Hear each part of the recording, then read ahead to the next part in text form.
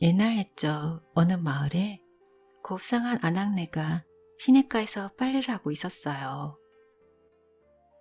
그때 지나가던 스님이 아낙네한테 오이를 3개나 주었어요.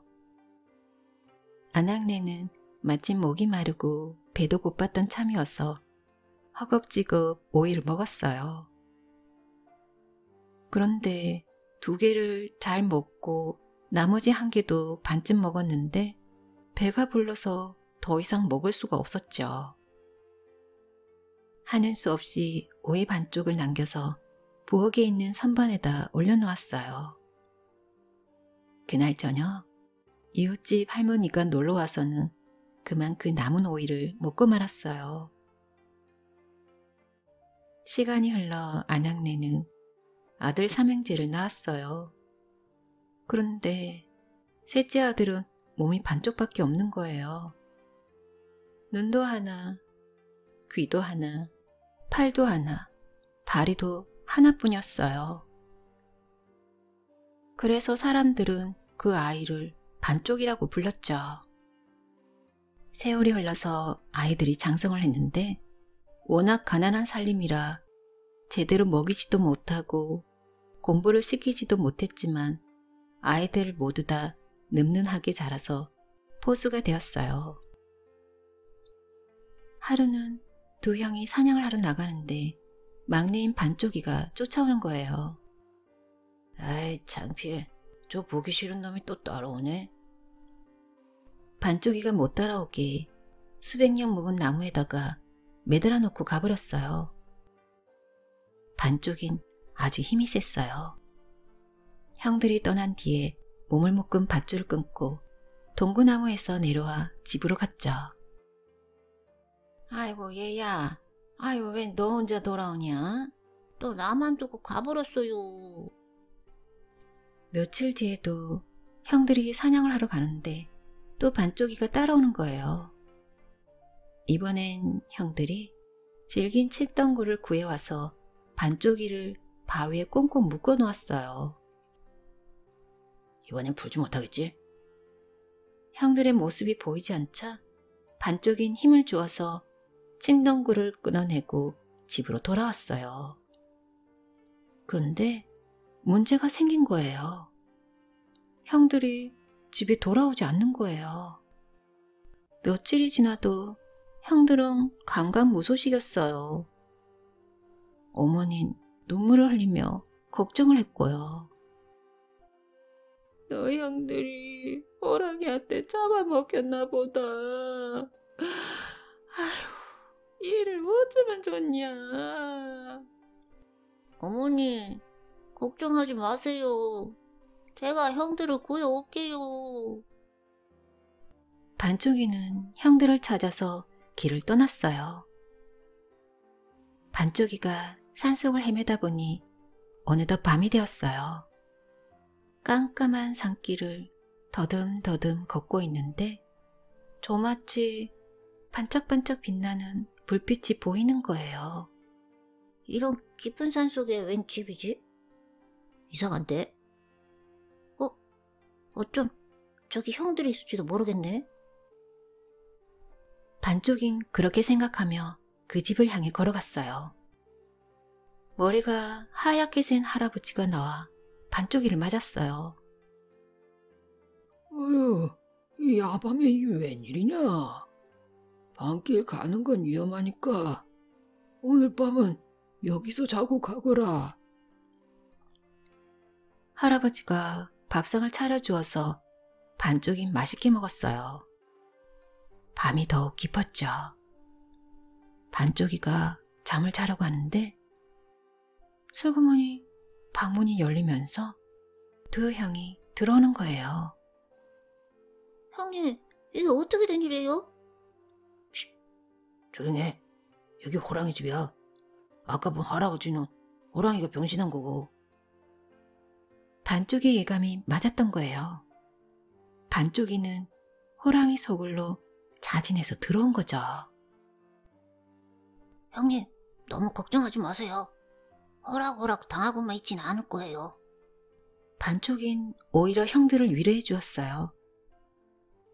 잠시 후 밖에서 요란한 소리가 나더니 덩치가 큰 호랑이가 집으로 들어왔어요. 할아버지 모습을 한 호랑이가 자랑스럽게 말을 했죠. 괜히 고생해서 사냥하러 다닐 것 없어. 나는 가만히 앉아가지고 인간을 3명이나 잡았어.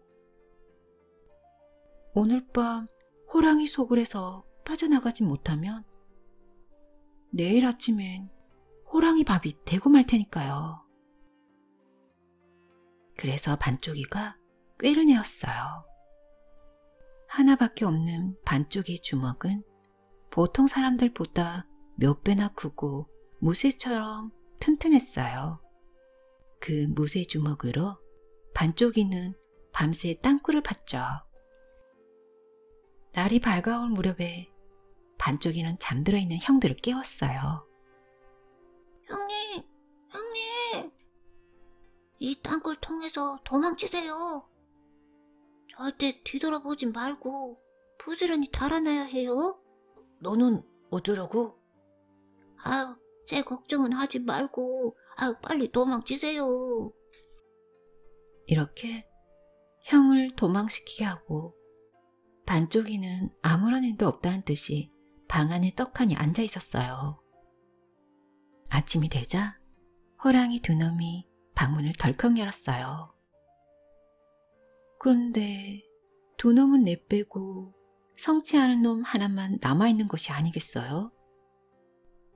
어이, 이놈아, 왜 너 혼자 있느냐? 반쪽이가 다짜고짜 무쇠 주먹을 휘둘렀어요. 순식간에 호랑이 2마리가 끽 소리도 못한 채 나자빠져 죽었죠. 그래서 호랑이 2마리의 가죽을 벗겨 어깨에 짊어지고 마을로 돌아왔어요. 이렇게 반쪽이는 2 형들의 목숨을 구해주었고 호랑이 가죽을 내다 팔아서 어머니를 잘 모셨대요. 이웃 마을에 이찬판이라는 욕심 많은 사람이 살았대요. 이찬판은 반쪽이 무쇠 주먹을 자기 것을 하고 싶었어요. 그런데 반쪽이가 원체 힘이 세서 빼앗을 재주가 있어야죠. 하루는 이찬판이 반쪽이를 불러 이렇게 말했죠. 반쪽아, 너 장가갈 나이가 되었지? 형들도 아직 장가를 안 갔는데 제가 먼저 갈 수는 없지요. 그럼 형들 장가 보내주면 너도 장가 가겠느냐? 그럼요. 그래서 이천파는 마땅한 짝들을 골라서 반쪽의 형들을 장가 보내주었어요. 이찬파는 다시 반쪽이를 불렀어요. 너가 내 딸을 아내로 맡고 싶어하는 것을 내 잘 안다. 내 딸과 결혼을 하려면 이 집에서 내 딸을 훔쳐내어서 아내로 삼거라. 만약 훔치는 데 실패를 하면 그 무쇠 주먹을 내게 줘야 한다. 좋습니다. 이찬파는 워낙 부자였기 때문에 하인들이 아주 많았어요.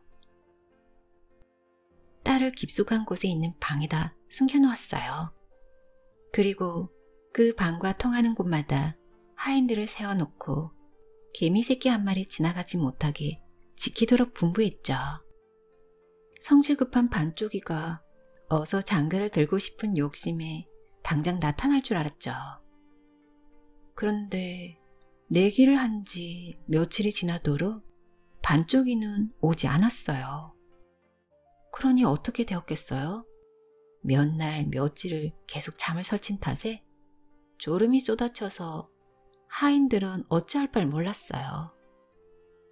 며칠 그렇게 있다가 이찬판이 먼저 잠들었어요.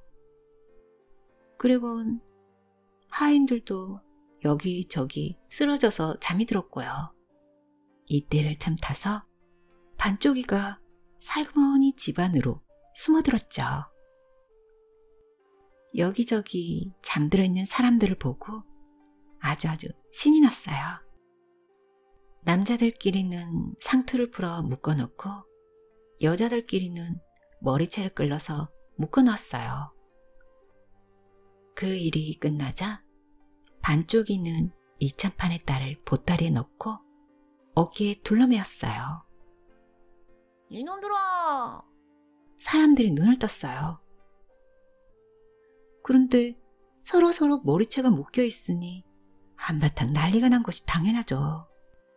벌떡 일어나다가 머리채가 엉켜 쓰러지고 뒤엉켜서 몸부림을 치고 고함소리와 비명소리가 터져나왔어요.